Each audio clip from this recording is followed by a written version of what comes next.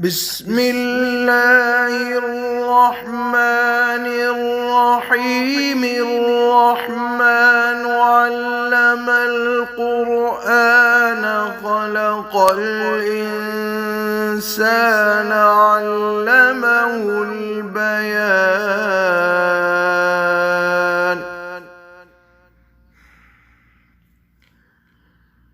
الشمس والقمر بحسبان والنجم والشجر يسجدان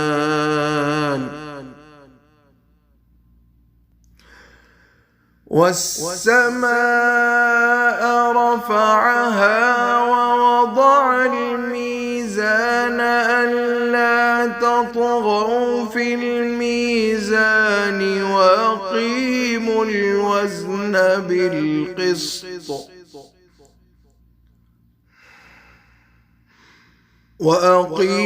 الوزن بالقسط ولا تخسروا الميزان والأرض وضعها للأنام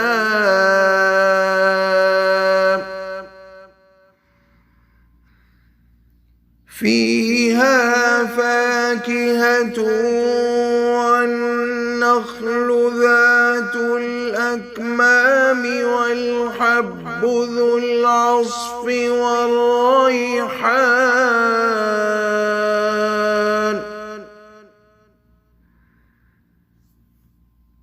فبأي آلاء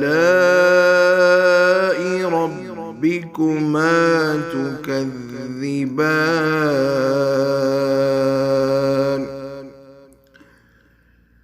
خلق الإنسان من صلصال كالفخار وخلق الجان من